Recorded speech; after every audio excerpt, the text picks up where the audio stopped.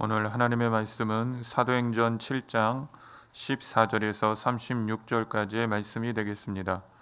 사도행전 7장 14절부터 36절은 신약성경 197페이지에 있습니다. 사도행전 7장 14절부터 다 같이 합독하겠습니다. 요셉이 사람을 보내어 그의 아버지 야곱과 온 친족 75사람을 청하였더니 야곱이 애굽으로 내려가 자기와 우리 조상들이 거기서 죽고 세겜으로 옮겨져 아브라함이 세겜 하몰의 자손에게서 은으로 값주고 산 무덤에 장사되니라. 하나님이 아브라함에게 약속하신 때가 가까우매 이스라엘 백성이 애굽에서 번성하여 많아졌더니 요셉을 알지 못하는 새 임금이 애굽 왕위에 오르매 그가 우리 족속에게 교활한 방법을 써서 조상들을 괴롭게 하여 그 어린 아이들을 내버려 살지 못하게 하려 할세. 그때 모세가 낳는데 하나님 보시기에 아름다운지라. 그의 아버지의 집에서 석 달 동안 길리더니 버려진 후에 바로의 딸이 그를 데려다가 자기 아들로 기르매 모세가 애굽 사람의 모든 지혜를 배워 그의 말과 하는 일들이 능하더라. 나이가 40이 되매 그 형제 이스라엘 자손을 돌볼 생각이 나더니 한 사람이 원통한 일 당함을 보고 보호하여 압제받는 자들을 위하여 원수를 갚아 애굽 사람을 쳐 죽이니라. 그는 그의 형제들이 하나님께서 자기의 손을 통하여 구원해 주시는 것을 깨달으리라고 생각하였으나 그들이 깨닫지 못하였더라.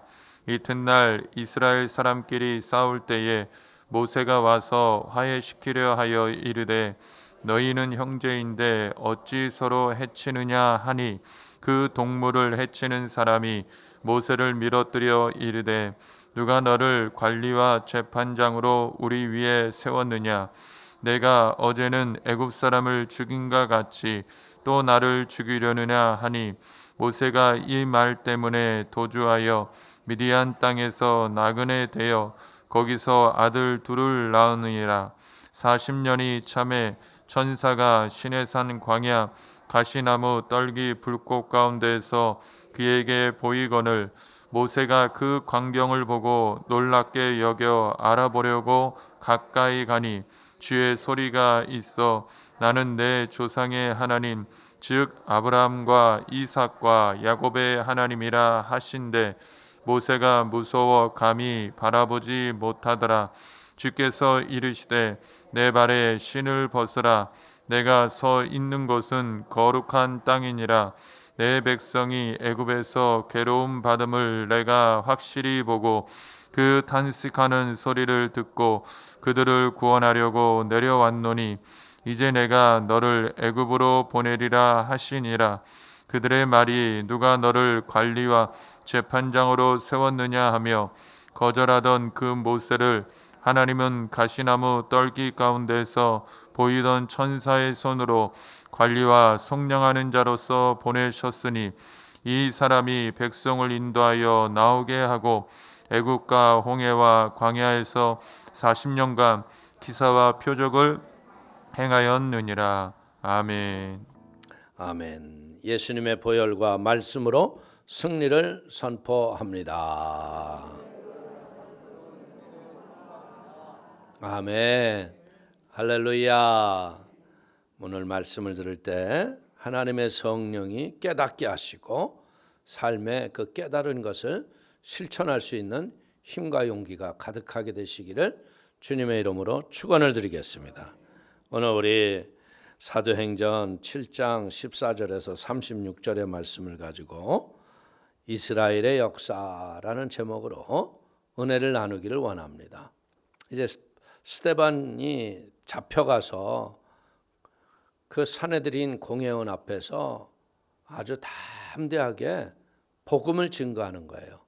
근데 함께 공유할 수 있는 게 뭐예요? 함께 공유할 수 있는 게 역사예요. 역사는 뭡니까? 역사는 지나간 사람들의 살았던 흔적이지만 그 역사를 통해서 옳고 그름을 우리가 분별을 하고 우리가 행할 것과 안 할 것인가를 깨닫는 게 역사예요. 할렐루야. 그래서 역사를 통해서 뭐가 되느냐, 예전에 지었던 그릇된 반복된 잘못을 저지르면 안 돼요. 그렇기 때문에 우리는 이 역사라는 건 뭐냐면 그 상황 그 장소에서 계속적으로 반복적으로 일어나고 있는 일들 아니에요? 그래서 요즘에 지금 많은 사람들이 그런 얘기하죠. 구한 말에 자기네들이 이 대한민국이 어디에다 할 줄 몰라가지고 방황했던 시절처럼 지금이 그러한 때다, 이런 얘기도 하잖아요. 고종에 대해서 이 책이 나온 걸 보니까 고종의 그 무분별한 태도, 잘못된 생각, 그리고 판단을 분명하지 못했기 때문에 러시아도 아니고 청도 아니고 일도 아니고 그러다가 어영부영 나라 뺏겼잖아요. 지금도 여러분 이 역사에서 돌아가는 걸 보면 비슷하기 때문에 우리가 이런 말씀을 배우면서 나라가 바로 설 수 있도록 온전히 기도해 주시기를 축원을 드리겠습니다. 자, 14절에서 16절 한번 읽겠습니다. 요셉이 사람을 보내어 그의 아버지 야곱과 온 친족 75사람을 청하였더니 야곱이 애굽으로 내려가 자기와 우리의 조상들이 거기서 죽고 세겜으로 옮겨져 아브라함이 세겜 하몰의 자손에게서 은으로 값주고 산 무덤에 장사되니라. 오늘 보세요. 요셉이 미워서 애굽 상인에게 팔았지만 요셉이 애굽의 총리가 될 줄은 누가 알았겠어요? 인생은 사람이 앞일을 모르는 게 다 우리에게 처해진 동일한 일이라는 거죠. 그렇기 때문에 우리는 뭐 해야 돼요? 사람을 귀하게 보는 지혜가 있기를 축원을 드립니다. 사람이 늘 어두운 그늘과 고통에서 살았던 사람들이 늘 어두움과 고통에서 살지 않아요. 전화위복이라는 게 있거든요. 그렇기 때문에 이 요셉이 이제는 형들이 곡식을 가지러 온 그것을 통해서 결국은 어떻게 돼요? 나중에 울면서 내가 요셉이라. 그래가지고서 이제 그의 이스라엘에 있는 아버지와 모든 친족들을 데리고 왔는데 몇 명이라고 그랬어요? 75명. 이게 이스라엘의 역사가 보면요, 어떻게 보면 아브라함이 하갈을 통해서 이스마엘을 낳았잖아요. 근데 하나님이 뭐래요? 그건 아니다. 내가 너에게 복을 이어줄 자는 그 자가 아니다. 그러니까 대부분 사람들은 그냥 대강 넘어가시죠. 뭐 이 아들이나 저 아들이나 뭐 다를 게 뭐가 있겠어요. 근데 그게 아니라는 거죠. 내가 사라를 통해서 너에게 자식을 주리라. 근데 사라가 아들을 낳을 수 있는 형편이 뭐 아니에요. 예? 여인으로서는 모든 기능이 다 끝났어. 그런데 하나님은 그 사라를 여자를 고쳐서 생명을 주시지 않아요. 이게 참 아이러니예요. 뭐라고 그래요? 아브라함에게 99살이 됐는데 아브라함아 너 할례를 행하거라. 그럼 아브라함이 그러죠. 나가 문제가 아니라니까요. 저 산부인과에 갈 사람은 저 사람이에요. 나는 씨가 살았다고요. 이럴 수 있잖아요. 근데 아브라함이 순종하는 거야. 이게 신앙인은 뭐 하는 거냐? 버릴 것을 끊어내서 피 흘리는 고통이 있을지라도 목숨 걸고 잘라내야 돼요. 이걸 잘라내지 않는 사람들은요, 세상 애굽 사람과 다를 바가 없어요. 그 때문에 그러고 난 다음에 진짜 100세에 이삭을 줬는데 어떻게 보면 하나님의 약속이 참 이상한 것 같지 않아요? 하늘의 별과 같이 바다의 모래와 같이. 아니, 아브라함의 생애 속에 이루어지는 게 아니라 하나님의 영적 관점은 뭐예요? 1000년이 하루 같고 하루가 1000년 같으세요. 그러니까 내 때에 이루어지지 않았더라도 내 다음 때에 이루어질 약속이에요. 그러니까 우리가 낙심하지 말지니 때가 이름에 거두리라. 우리도 어떻게 보면 성도님들 기도하면서 낙심하는 분이 가끔 있더라고요. 아유 목사님 뭐 하나님이 복은 주신다고 그러는데 이제 나는 살 때보다 죽을 때가 가까운데 이게 무슨 얘기예요? 낙심하지 마세요. 아브라함을 보세요. 아브라함. 에? 후대가 지금 어때요? 하늘의 별과 같이 바다의 모래와 같이 셀 수 없는 믿음의 조상으로 하나님이 세우셨잖아요. 할렐루야. 그렇기 때문에 우리는 여기서 뭘 배우는 거냐? 이제 야곱이 그 75명의 자기 자식뿐 아니라 이 친족들을 데리고 올라갔잖아요. 근데 거기서 어떻게 했다는 거야? 야곱이 거기서 죽었어요. 사람들의 소원이 뭐냐? 어떻게 보면 이게 이스라엘 이민사예요. 이스라엘이 자기 땅을 버리고 이제 애굽으로 내려갔는데 이민들의 소원이 다 제가 가서 이민 목회를 하면서 느낀 게 뭐냐? 다 고향 가고 싶은 거예요. 근데 고향은 가야겠는데 제가 있던 독일 같은 경우에도요. 이분들이 3년 계약으로 간 거예요. 3년 계약. 참 대한민국이 그때 가난하고 배고팠을 때예요. 그래서 박정희 대통령이 그 이민들 광부 간호원들 가 있는데 그 위문을 가야 되는데 대한민국에서 가져다 줄 게 없어요. 그 뭐 갖다 준 줄 알아요? 청자 담배. 에? 몸에 그렇게 나쁜 걸 갖다 줘. 그러니까 줄 게 없는 거야. 대한민국에 뭐 먹을 것도 없고. 그래서 거기서 대통령하고 광부하고 간호원들이 막 끌어안고 울었던 가난한 나라. 그래서 그들이 한 달치 일을 하면요. 그 돈에 생활비 일부만 빼고 전부 한국으로 갔다 와가지고 그 돈 가지고 경부고속도로 만든 거예요. 어떻게 보자면 제가 이런 얘기를 왜 하느냐. 이민 가서 살아봐요. 진짜 유행가가 그렇게 마음에 와서 닿더라고. 고향이 그리워도 못 가는 신세. 여러분 그게 어떤 때 목회도 막 열심히 하면서 하지만 목회자도 낙심이 되고 낭망이 되어서 다 고향 땅 쳐다볼 때가 있다고. 대부분 사람들이 뭐라 그러냐. 목회자가 딱 오면 제일 먼저 물어보는 게 그거예요. 목사님, 독일에 뼈를 묻으시겠어요? 근데 굉장히 이게 대답하기 곤란한 거라고. 왜? 내가 뼈를 묻는다고 했다가 중간에 가면 어떻게 되는 거야? 그래서 내가 그랬지. 나는 뼈를 묻을 각오는 없고 하나님의 뜻대로는 살겠습니다. 그래서 하나님이 내가 여기서 그냥 평생 목회하라 그러면 나는 여기서 평생 목회하고 하나님이 또 가라 하면 난 그땐 갑니다. 근데 대부분의 사람들이 뭐라고 얘기했냐면 예, 나는 평생 여기서 아주 뼈를 묻겠습니다 그래요.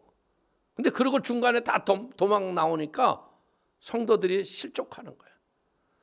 그래서 이 성도님들이 3년을 잘 두고 봐요. 왜? 3년 끝나면 비행기 타거든. 그런데 나는 3년을 지났는데도 비행기를 안 타니까 이상하다 그러는 거 보는 거예요. 그래서 6년이 지났는데도 비행기를 안 타는 거야. 그러니까 그때서야 마음 문을 열더라고요. 그러나 그때도 나는 여기다 뼈를 묻는다는 말은 안 했어요. 근데 진짜 하나님이 은혜로 성전을 봉헌하게 하시고 하나님의 뜻을 이루고 나니까 놀라운 게 그거예요. 만사의 모든 것이 만물에 때가 있어요. 때가 있기 때문에 야곱도 여러분들 고센 땅에서 죽었을 적에 야곱의 소원이 뭐예요? 내 아버지 묘실에 나도 장사 지내게 해다오. 그렇기 때문에 그때는 요셉이 권력이 있잖아요. 그러니까 멋진 장례를 치른 거야. 그러니까 옛말에 그런 말이 있잖아요. 정승집에 개가 죽으면 사람이 그냥 미어 터지게 오는데 정승이 죽으면 사람 하나도 안 온다고. 에? 아니 그게 틀린 말이 아니에요. 왜? 정승이 권세가 있으니까 개가 죽었는데도 위로하러 가는 거야. 근데 권세 있는 정승이 죽으니까 가안가? 에휴 잘 죽었다 그러고. 그러니까 이게 사람이 이 마음이 참 교묘한 거예요. 그런데 오늘 우리는 여기서 뭘 배우는 거냐? 하나님의 약속의 때가 이를 때까지 우리는 그 언약 안에서 그곳에서 감사함으로 기뻐하며 믿음으로 살아야 한다. 할렐루야. 내가 고향 땅이든 어디든 여러분들 이 사람이 한 발 들고 살면 안 돼요. 제가 와서 보니까 그런 분들이 많더라고. 이 남양주에는 이 어렵다가 힘들게 하다 이제 여기 왔잖아. 그래서 뭐 하냐? 잘 되면 뜨려고. 그리고 또 많은 사람들이 좀 형편이 좋아지면 또 떠요. 근데 요즘에는 내가 가만히 보니까 공기가 좋아서 일부러 또 오는 사람들이 있어요. 그러니까 제가 말씀드리고 있는 게 뭐냐?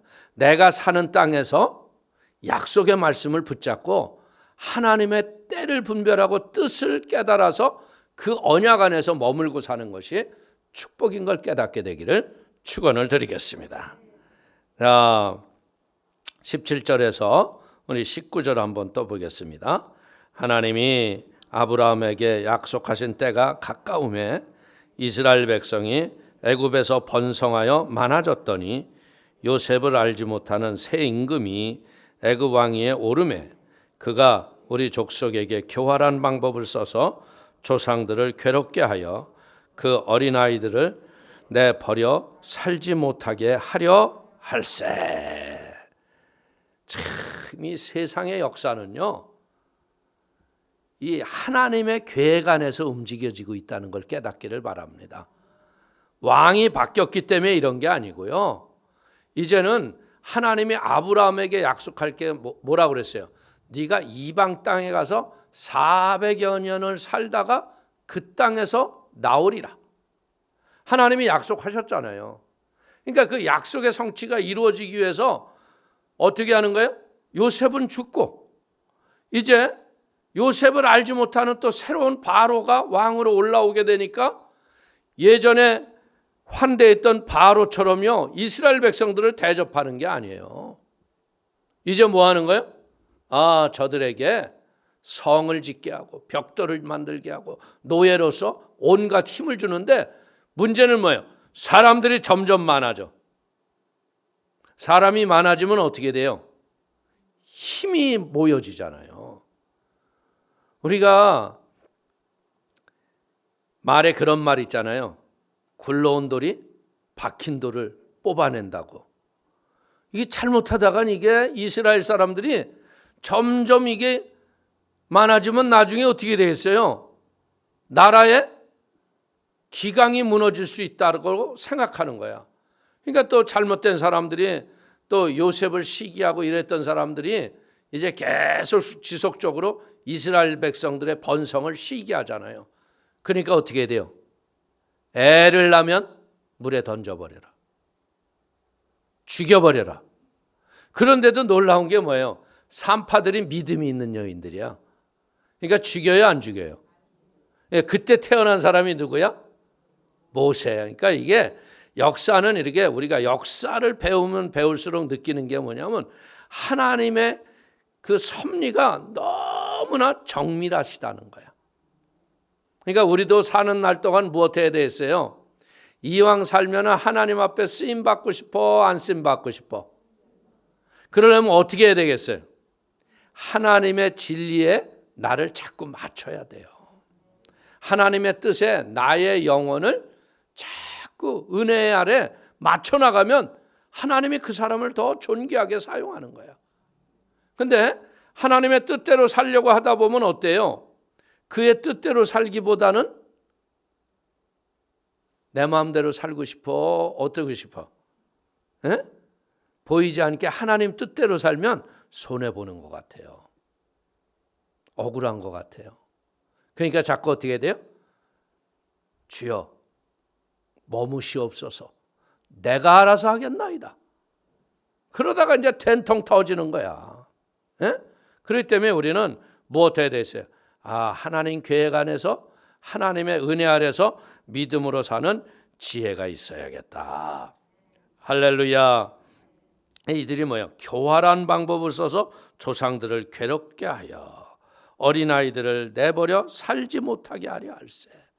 그러니까 이게 참 무서운 거예요. 우리가 보다시피요, 우리는 여기에서 뭘 배워야 되느냐?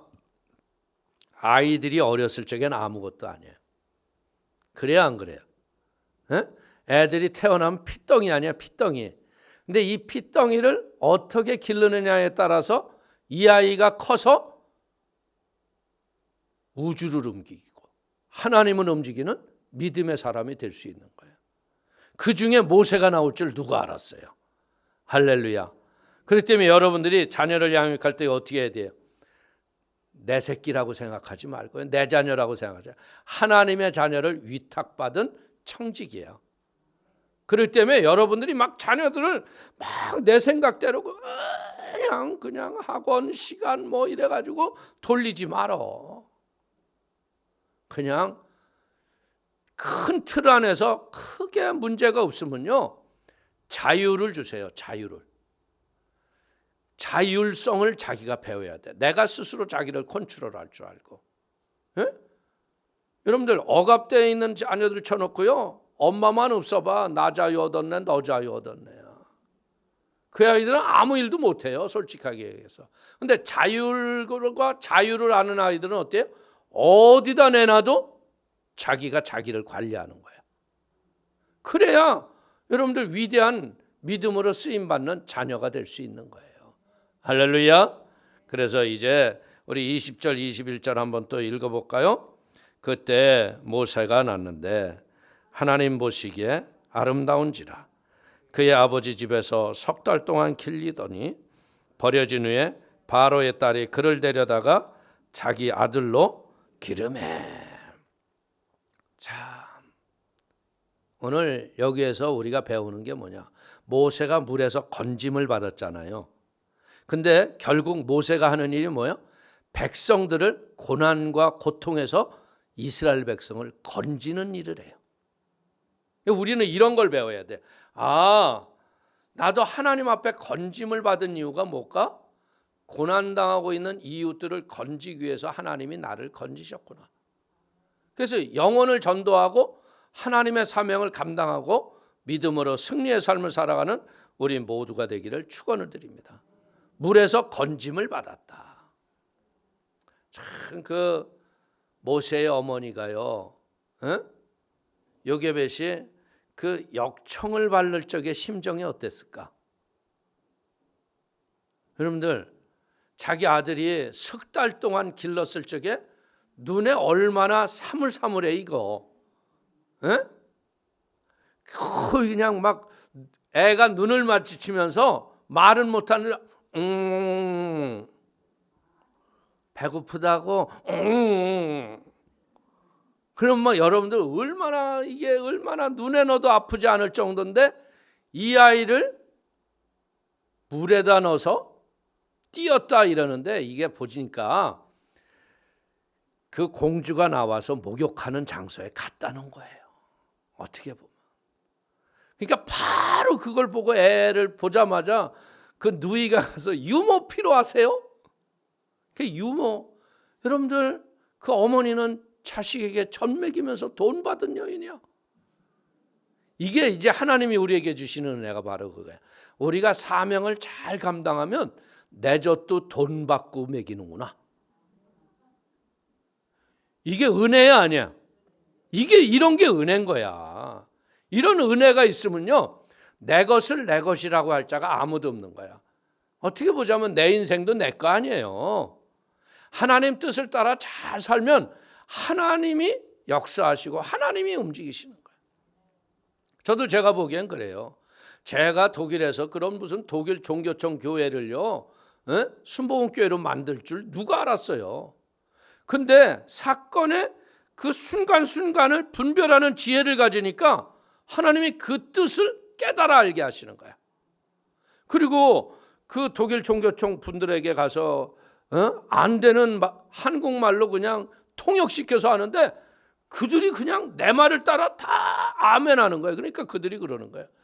야, 이상하다. 우리는 너 만나기 전에 회의를 몇 번 하고 결론을 이렇게 갖고 왔다는 거야. 근데 너만 오면 왜 네 말하는 대로 우리가 끌려가는지 모르겠다. 그들이 직접 하는 얘기예요. 그래서 내가 그랬어요. 니들은 회의만 하고 오지. 나는 성도들하고 이 일을 놓고 합심기도 하고 통성기도 하고 그리고 새벽마다 부르짖고 기도하고 아버지의 손이 움직여 주옵소서 하고 왔다. 그러니까 니들의 마음이 움직여지는 게 아니라 하나님이 니들을 움직이시는 거야. 그러니까 결국은 그들이요, 말하자가 하는 대로 그들이 끌려하고 문서도 작성하고 사인도 하게 돼. 지금도 그 교회를 잘 쓰고 있잖아요. 할렐루야. 그러니까 우리는 이 시대를 살아가면서 중요한 건 뭐냐? 내가 지금 하나님으로부터 어떻게 쓰임받아야 하는가를 분별 있게 지혜롭게 여러분들이 하나님의 뜻을 마음에 새기게 되기를 축원을 드리겠습니다. 자, 22절 보시겠습니다. 모세가 애굽 사람의 모든 지혜를 배워 그의 말과 하는 일들이 능하더라. 아멘. 오늘 어떤 분들은 그런 사람들이 있죠. 아유, 뭐 주의 종이 그냥 성경만 알면 됐지 세상 학문 못하러 공부해. 근데 그렇지 않아요. 모든 것에 탁월해져야 돼. 할렐루야. 세상 학문도요, 하나님의 일을 하는데 얼마나 유용하게 쓰여지는지 몰라요.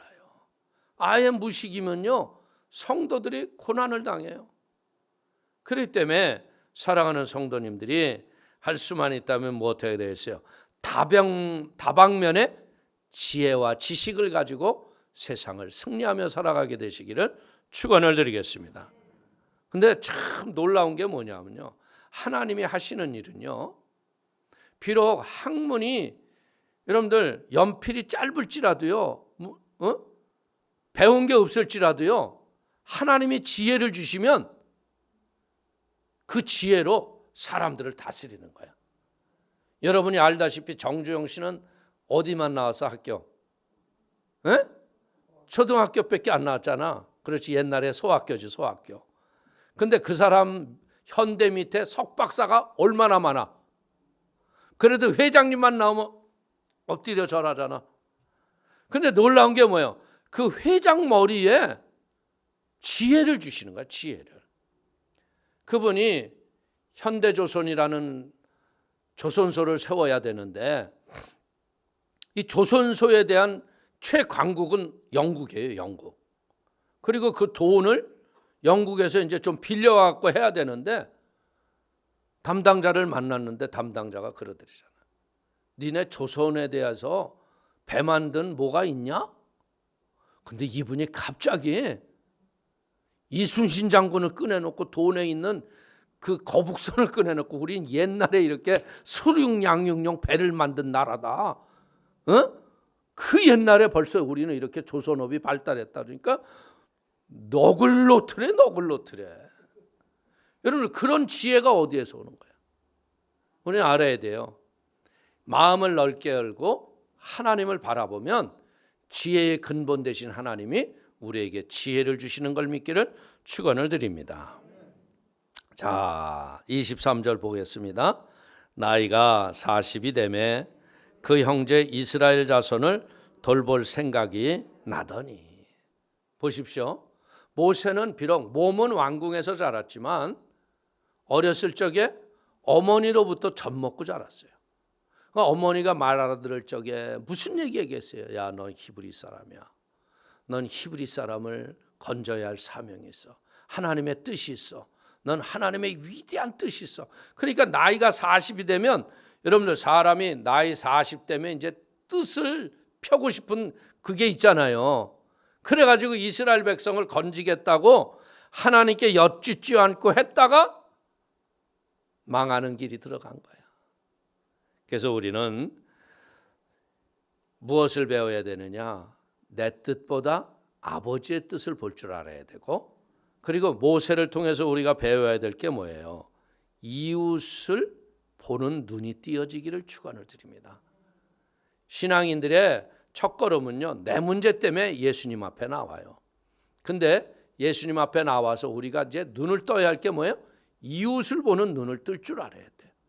이웃을 아픔과 그것을 내가 같이 품으면 그때로부터 하나님이 우리의 지경과 삶의 터를 축복하실 줄로 믿습니다. 자, 24절에서 28절 한번 읽겠습니다. 한 사람이 원통한 일을 당함을 보고 보호하여 압제받는 자를 위하여 원수를 갚아 애굽 사람을 쳐 죽이니라. 그는 그의 형제들이 하나님께서 자기의 손을 통하여 구원해 주시는 것을 깨달으리라고 생각하였으나 그들이 깨닫지 못하였더라.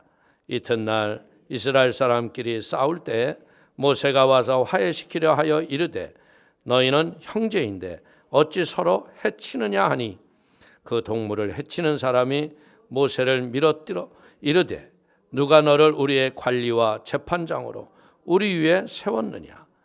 내가 어제는 애굽 사람을 죽인과 같이 또 나를 죽이려 하느냐 하니. 참, 우리는요 배워야 되는 것이 뭐냐면 폭력과 무력은요 언제나 좋은 결과를 갖고 오지 못한다는 거예요. 그리고 시기와 질투는 교회를 넘어지게 하는 암초임을 깨닫기를 바라겠습니다. 어떻게 보자면 모세는 선한 마음으로 가서 히브리 사람들을 돌봤다고 자기는 생각했어요. 그래서 히브리 사람끼리 또 싸우니까 거기 가서 말리려니까 네가 또 오늘 나를 때려 죽일 생각이냐? 전혀. 여러분들 사람의 생각으로 하는 것은요 도리어 넘어지고 고통받을 수밖에 없다는 거예요. 그 때문에 우리도 이제 우리가 배울 게 무엇을 배우느냐. 살다 보면 이런 얽히는 일이 있어요 없어요? 에? 나는 선한 의도로 했는데 도리어 사람이 그럴 때 있잖아요. 도대체 당신 날 뭘로 보고 있다고 하는 거야? 내가 당신한테 뭐 도와달라고 그랬어? 나는 선한 마음으로 이렇게 도우려고 했는데 이 열등의식과 잘못된 마음이 어떻게 돼요? 내가 언제 도움 받겠냐고 그랬냐고. 네가 왜 너 모자랐다고. 그래야 도리어 여러분들 멍치는 순간들이 있었어 없었어? 많아요. 인생 살다 보면. 그렇기 때문에 우리는 무슨 일을 하든지요 주의 성령께 여쭤야 돼요. 하나님의 뜻을 분별해야 돼요. 이것이 내가 들어가야 할 때인지 내가 해야 할 때인지. 근데 이게 무엇에서 오느냐? 조급함에서 오는 거다. 이게 순간의 조급함이 제가 봐도 그래요. 제가 참 성격이 급하거든요. 그래서 조급한 것 때문에 문제 일으킬 때가 너무나 많아. 그런데 이런 일을 당하면서 느끼는 게 뭐냐? 아, 조급할 필요가 없겠구나. 그들이 나에게 부탁을 해오고 그들이 도움을 요청할 때 그때 해주면 그게 진정한 도움이 되지만요. 도움이 필요하지 않을 때 잘못된 도움의 손길은 도리어 화를 불러일으키는 거예요. 그것 때문에 결국 어떤 일이 일어나요? 모세가 미디안 광야까지 도망가야 하는 일이 생기잖아. 어떻게 보자면 모세가 좋게 하겠다고 했던 일인데 도리어 문제를 일으킬 때가 많이 있다는 걸 여러분들이 깨닫게 되기를 바라겠습니다. 자, 29절에서 30절 또 한번 읽어볼까요? 모세가 이 말 때문에 도주하여 미디안 땅에서 나그네가 되어 거기서 아들들을 낳으니라. 40년이 참에 천사가 시내산 광야 가시나무 떨기 불꽃 가운데서 그에게 보이거늘.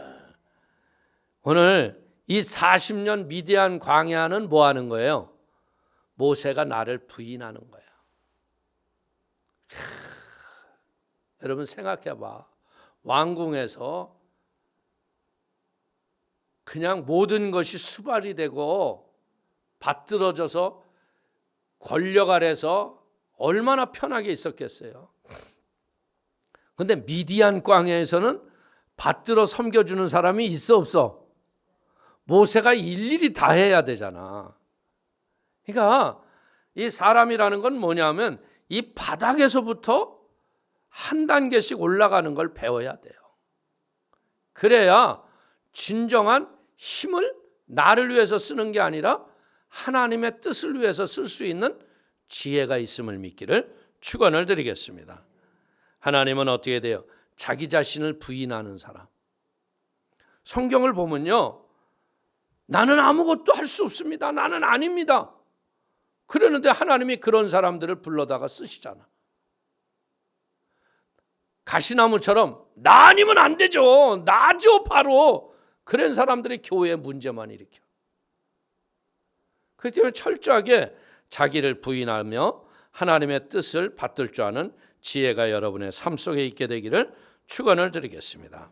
자, 31절에서 33절 한번 보겠습니다. 모세가 그 광경을 놀랍게 여겨 알아보려고 가까이 가니 주의 소리가 있어 나는 내 조상의 하나님 즉 아브라함과 이삭과 야곱의 하나님이라 하신대 모세가 무서워 감히 바라보지 못하더라. 주께서 이르시되 내 발에 신을 벗으라. 내가 서 있는 곳은 거룩한 땅이니라. 아멘. 떨기나무 가운데 불은 타는데 나무는 타지 않고 꺼지지 않는 그 불 속에서 누가 말씀하고 계세요? 하나님이 지금 말씀하시는 거예요. 모세야, 모세야. 모세가 진짜 그걸 보면서요, 당신이 뉘시니까 나는 야훼라. 야훼가 누구십니까? 그러니까 나는 스스로 있는 자다. 오늘 우리는 여기서 배우는 게 무엇을 배우는 거예요? 떨기나무 가운데 계신 주님은요, 지금도 인생의 고난의 고통의 불 가운데 우리 앞에 와 계신 거예요. 사람들은 어느 때 하나님 찾아요? 고난의 위경이 진짜 나를 똥끝 탈 일이 있을 때 그때 하나님 찾잖아. 근데 그 하나님은 어떤 하나님? 네가 있다고 해도 있고 없다고 해도 있는 스스로 계신 하나님. 할렐루야. 이 스스로 계신 하나님 앞에 우리가 배워야 할 것은 뭐예요? 내가 선 것이 거룩하니 내 신을 벗고 내 말을 들으라. 오늘 어떤 특별한 처소만 거룩한 게 아니라 우리 성도님들이 살고 있는 장막, 그곳이 거룩한 곳이에요. 그게 거룩하게 보존이 돼야 돼요. 교회에 와서만 거룩한 게 아니에요. 그냥 집에서 숨어서 그냥 혼자 뭐 홀짝홀짝 이런 거 하면 안 된다 이거야. 무슨 말인지 알아요? 집에 가면 그냥 나 자유얻었네, 너 자유얻었네, 내 마음대로 하면 안 된다는 거예요. 예수 믿는 사람이 예수 믿는 사람처럼 거룩하게 살아라. 저는 제가 전에도 우리 성도님들에게 말씀을 드렸지만 신방 가서 보면 말이에요, 왜 진열장에 왜 이렇게 양주가 앉아 있어요? 그게 그렇게 소중해요? 그거 다 버릴 거예요. 예수님이 분명히 그랬잖아요. 최후의 만찬을 하면서 내가 포도주에서 난 것을 이제 이후로부터 내 입에 대지 아니하리라. 그러면 우리가 마셔야 돼, 안 마셔야 돼? 그러니까 그거는 자기 스스로가 깨달아 아니구나 하는 걸 알 때까지 우리는 기다려줄 뿐이에요. 그러나 크리스찬이고 집에 교패를 붙였다면 남들에게 보여주는 안목도 있잖아. 교패는 아주 멋지게 붙이고 십자가는 정중한 마루 가운데 딱 붙여놓고 그냥 성구도 어마어마하게 붙여놨는데 진열장에 시바스 리갈이 딱 앉아있어. 이러면 돼, 안 돼? 잘못 사는 거야. 그러니까 생활의 문화를 안 가리키기 때문에 그런 거예요, 이게. 우리가 진짜 거룩한 거는요, 예배당에서 예배 드릴 때가 아니에요. 침실에서, 부엌에서, 그리고 우리의 삶의 공간에서 부모와 자식 간에 하나님의 거룩함이 늘 임재 속에서 우리가 있어야지. 성질 난다고 그냥 막 쌍욕을 애들한테 퍼부어대고 말이에요. 그러면 안 되죠. 우리가 화나는 일이 있고 분나는 일이 있어도요, 그걸 잘 조절해가지고 애들을 인격적으로 대할 줄 알아야지. 그래서 부모가 막 쌍욕하고 폭력이 심하고 그런 아이들이 세상에 나가면 다 문제아가 되는 거야. 사랑받는 아이들은요, 절대 세상에 나가서 문제 일으키지 않습니다. 거룩이라는 건 뭐예요? 거룩이라는 것은 뭐 죄를 짓지 않으냐는 모습, 그게 아니에요. 하나님의 사랑받고 있음을 확신하는 사람에게 하나님이 주시는 선물이 거룩이다. 믿습니까? 하나님의 임재를 느끼고, 여러분들 이런 임재의식이 없는 사람이 내가 기도할 때 하나님이 뭐라고 하신다고 그러고 막 나를 자랑하는 거예요. 하나님은 지금도 우리 성경을 통해서 우리에게 얼마나 말씀을 많이 주세요. 그렇게 나를 드러낼 필요가 없어요. 나를 나타내려고 하는 게 뭐예요? 내가 그렇게 허약하고 내가 부족하고 내가 연약하기 때문에 나를 나타내려고 그래요. 나를 드러내는 게 아니라 예수 그리스도를 드러내게 되시기를 주의 이름으로 축원을 드리겠습니다. 자, 우리 34절 한번 읽어보겠습니다. 내 백성이 애굽에서 괴로움 받음을 내가 확실히 보고 그 탄식하는 소리를 듣고 그들을 구원하려고 내려왔노니 이제 내가 너를 애굽으로 보내리라 하시니라. 아멘. 오늘 하나님은 어떤 하나님? 기도를 들으시는 하나님. 애굽에서 괴로움 받음을 내가 확실히 보고 그 탄식하는 소리를 듣고 그들을 구원하려고 내려왔나니. 근데 하나님이 일을 하실 적에 어떻게 한다? 하나님이 그냥 건져내시는 게 아니라 하나님이 사람을 세워서 하나님의 일을 하신다. 그러니까 우리가 이 땅에 살아가는 날 동안 떨기나무 가운데서 계셨던 주님이 네가 선 것이 거룩하니 신을 벗고 내 말을 들으라 그러잖아요. 그러니까 오늘 우리가 이 거룩함이 유지가 되고 거룩함의 은혜로 살아가는 사람을 하나님이 쓰신다는 거예요. 하나님이 사용하시는 거예요. 그렇기 때문에 사랑하는 성도님들이 이제는 뭐예요? 하나님은 구체적으로 행동하는 사랑을 가지고 우리를 건지시는 분이 하나님이시다. 결국 어떤 일이 일어나요? 10가지 재앙을 주시고, 그리고 그 재앙 끝에 그들이 바로가 가라고 그러잖아요. 우리 스스로가 나가는 게 아니라 이제 하나님의 사람들이 이방인들과 살 수 없다는 것을 우리에게 분명히 보시는 거예요. 이방인들이 너희는 너희의 땅을 향해 가라. 금은 폐물을 던져주잖아요. 그걸 떠날 적에 어떻게 돼요? 우리의 하나님이 우리에게 보여주시는 게 뭐예요? 문설주 임방에 유월절 어린 양의 피를 바른 자마다 살아난 거예요. 죽음이 건너간 자예요. 우리는 어떤 자예요? 죽음을 이긴 자예요. 죽음을 다스리는 자예요. 세상을 이기는 자예요. 그러니까 이 은혜로 우리는 구별받아 하나님 앞으로 성별되어 나온 걸 깨닫게 되기를 축원을 드리겠습니다. 그래서 하나님의 이 사랑의 이 나를 건져내심에 대해서 여러분들 내 영혼이 구원받은 것에 대해서 이 거저받은 것을 가장 소중히 여기는 가치로 여기고 세상을 이기며 살아가기를 축원을 드리겠습니다. 자, 35절 36절 한번 보겠습니다. 그들의 말이 누가 너를 관리와 재판장으로 세웠느냐 하며 거절하던 그 모세를 하나님은 가시나무 떨기 가운데서 보이던 천사의 손으로 관리와 속량하는 자로서 보내셨으니 이 사람이 백성을 인도하여 나오게 하고 애국과 홍해와 광야에서 40년간 기사와 표적을 행하였느니라. 아멘. 오늘 맨 처음에 여러분들 이게 꼭 뭐하고도 같아요. 그리스도를 배척했던 유대인들하고 똑같지 않아요? 모세가 가서 장로들과 유대 지도자들에게 하나님이 자기를 통해서 애굽에서 건지실 걸 얘기하니까 할렐루야 그랬어요? 웃기고 앉았다. 너 뭐냐? 어디 말라 비틀어진 뼈다귀냐? 이 식으로 됐어요. 그런데 어떤 일이 일어나요? 재앙이 하나 둘 셋 넷 가면서 하나님의 사람이로구나. 하나님이 뽑으셨구나. 할렐루야.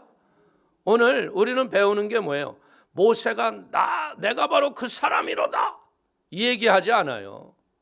그들이 안 믿는 것을 탓하지 않아요. 그냥 묵묵하게 하나님의 일을 해나가는 거예요. 그러니까 무엇을 하래? 우리의 지도자로구나. 하나님이 뽑은 선지자로구나.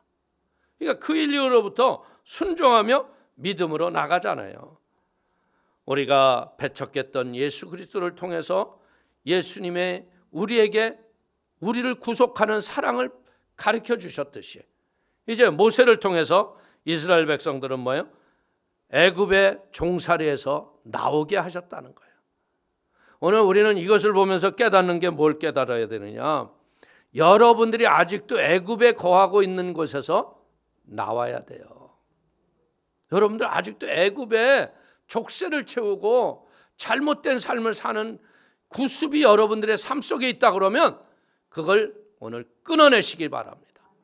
그리고 떠나세요. 그리고 하나님 앞에 정직함과 성실함으로 온전히 쓰임을 받는 존귀한 자들이 되기를 축원을 드립니다. 우리가 배워야 할 것은 뭐냐? 모세는 제가 출애굽기를 보면서 자기를 드러낸 적이 없어요. 심지어 하나님이 무슨 얘기를 해요? 금송아지를 만들었을 적에 하나님이 그러잖아요. 모세야, 너 이 백성을 쓸어버리고 너와 새로운 백성으로 출발을 하자. 그러니까 거기서 모세가 중보하고 기도하잖아요. 이러시려고 이 백성을 여기서 광야에서 진멸하시려고 우리를 불러내셨습니까? 이건 아니라고. 그 중보하고 기도하잖아요. 어떻게 보면 모세가 얼마나 머리가 흔들 정도의 힘든 사람들이에요. 아니 세상 천지에 그 40일을 못 버텨서 금송아지를 만들어. 저도 이게 이렇게 보면서 느끼는 거예요. 목회를 하다가 어떤 때 보면 이거 중보를 해야 되나 이거? 이 인간 때문에 내가 기도를 해야 되나? 이런 일이 있어요 없어요? 많아요. 그런데도 하나님은 뭐예요? 모세처럼 중보해 주라는 거예요. 사랑해 주라는 거예요. 결국 무엇을 배우는 거냐? 사랑으로 이기는 것을 배우는 게 신앙생활이다. 사랑으로 이기면 다 이기는 거예요. 믿습니까? 그렇기 때문에 사랑하는 성도님들, 오늘 모세를 통해서 뭐라 그래요? 40년간 기사와 표적을 행하였느니라. 하나님이 하시는 일에 우리 사랑하는 성도님들의 인생에도 이런 기사와 표적이 나타나는 축복이 넘치게 되기를 축원을 드립니다. 문제와 어려움과 고난이 있을 적에 깨닫게 하시는 성령님의 간섭이 있어야 돼요. 어떤 사람은 그런 간섭을 보여주고 깨닫게 하는데도요, 둔탁해서 몰라요. 이거 모르면 참 힘든 거예요. 우리는 가장 복 있는 사람은 뭐냐? 숨 쉬는 순간순간 성령의 인도를 깨닫는 사람이에요. 하나님의 임재를 알고 사건 속에서 하나님의 계획하신 것이 무엇인가를 알고 자기의 인생을 바꾸는 거예요. 내 중심에서 나만 바라보지 말고요, 하나님을 보는 영적인 눈을 뜨기를 축원을 드립니다. 지금 보십시오. 이 이야기가 어느 상황에서 하는 거예요? 스데반이 이제 돌로 맞아 죽기 전 상황인데 이렇게 담대히 얘기하는 거예요. 우리도 이런 담대함을 통하여서 영혼을 구원하시고 하나님 앞에 쓰임을 받는 복 있는 도구들이 되시기를 주님의 이름으로 축원을 드리겠습니다. 축원을 드리겠습니다. 기도하겠습니다. 하나님 아버지, 크신 은혜와 하나님의 사랑을 기뻐하고 감사합니다. 아버지, 요셉과 모세를 통하여서 이스라엘의 고난과 역경 속에 하나님의 행하셨던 일들을 다시 한번 역사해서 우리의 마음에 깨닫게 하여 주시니 너무나 감사합니다. 우리의 영혼이 구원을 받고 하나님의 은혜에 복을 얻은 것 하나님이 하신 일입니다. 주님, 나를 드러내지 말게 하시고 주님 깨닫게 하여 주셔서 세미한 주의 음성 앞에 날마다 하늘의 일을 감당해 나가는 복 있는 성도들이 되도록 붙잡아 주옵소서. 예수님의 이름으로 축복하기도 올려옵나이다. 아멘.